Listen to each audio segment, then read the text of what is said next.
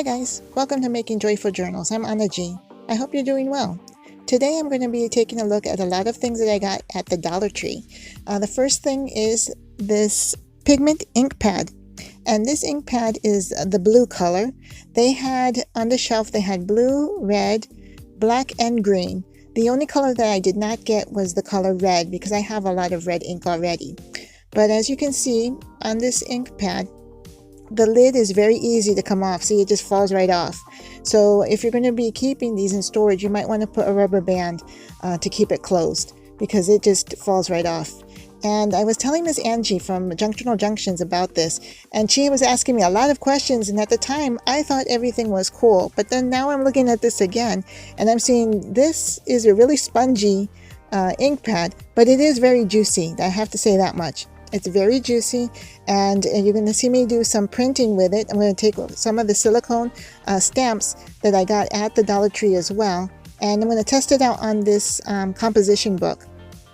So this is the stamp collection that I found there at the Dollar Tree, and I really like this one. I like the little tiny script printing, also all of the type of filigree stamps that are there at the top, the clear stamps, and then I also found the stamp block. And I don't have this shape of stamp block, so I'm really glad that I found that at the local Dollar Tree.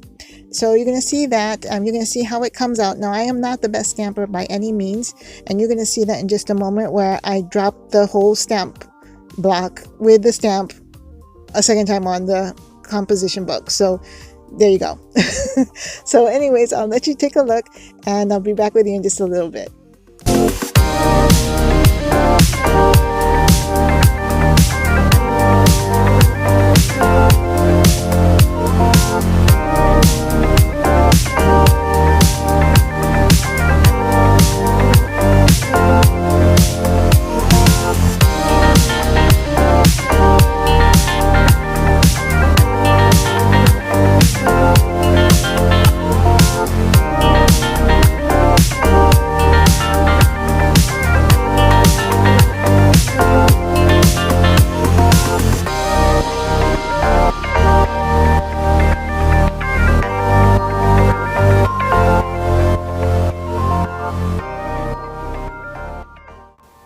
So I'm using a wet wipe to take off all the extra ink because these were very juicy, and I noticed that the ink likes to stick.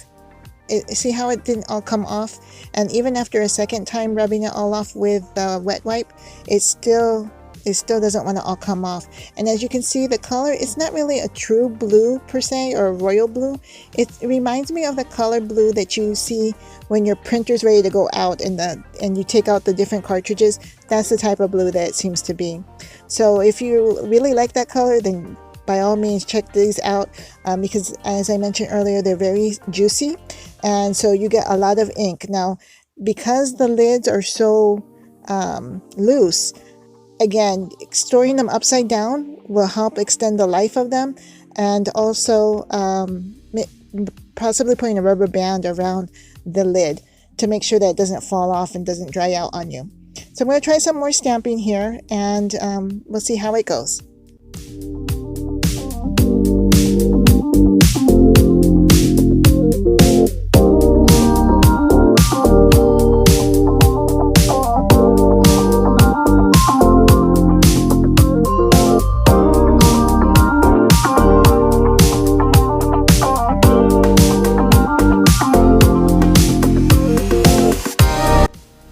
Now, as I was working with this ink pad, I did notice that there was a slight smell to it. Now, I know that usually you don't smell an ink pad, but I did notice that there was like a faint smell. It kind of reminded me of like wet cardboard, so it does have a scent to it, but it wasn't overpowering. You really had to like really take a close whiff of it in order to capture that smell. But I did want to let you know, since I am doing a review of this particular stamp pad. Now, like I said earlier, I got the black, the blue, and the green. And of all three of them, the juiciest was the green. It was so saturated that when I was stamping, and you're going to see it in just a little bit, I was stamping letters. It actually bled all the way through the paper. So these are really, really potent stamp pads. Now, I don't know if you'd want to actually be dragging it across paper or the edges of paper, because I don't know if the stamp pad itself would stay really well onto, or stay glued onto the surface, the black bottom part of the stamp pad. So just a warning in regard to that.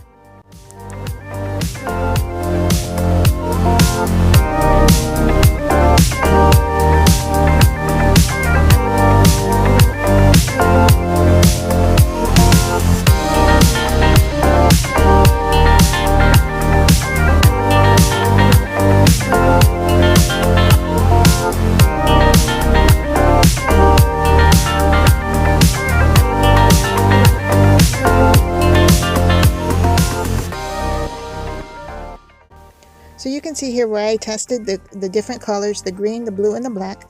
I have them stacked together now, and I have them connected with a rubber band so that the lids won't fall off very easily.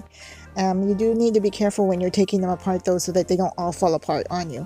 They're kind of like Legos, but they're really loose. And then I kept the packaging. I wanted to see what I could salvage from them. I salvaged some of the plastic, and I did salvage a little bit of the cardboard from the back of one of them.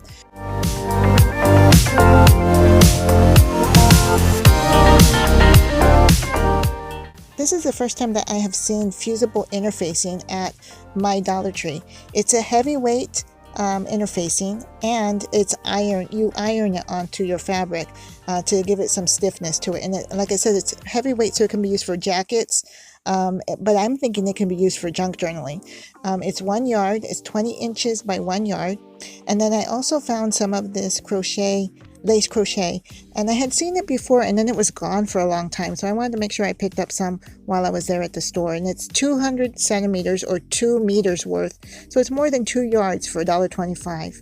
Now here, these are stitch markers, and if you crochet or knit, then you know that you sometimes have to count how many stitches you're using or how many stitches you've moved from. But what I'm thinking of using this for is for connecting tags, or adding a tag to a journal card, or anytime that you want to link something to something else. You can't use it per se as a paper clip, but you can definitely take two things that have eyelets and connect them with this. Now I got the pastel colors, blue, green, yellow, blue, green, yellow, and pink, and they also had bright primary colors. Now this was really cool. When I saw this, I didn't even read what the packaging said. I was just, in my mind, I was thinking shakers. Here's a breakdown of what you get. Some of the little packets were completely filled to the top, and then the one on the bottom right was only half filled. But I'm going to pour those out so you can see what they look like. And here they are. They were so cool, and you can see they're so tiny. There's like a starfish, a clamshell, feather, half moon or crescent moon, and I think there was like another kind of star, like a sparkling star.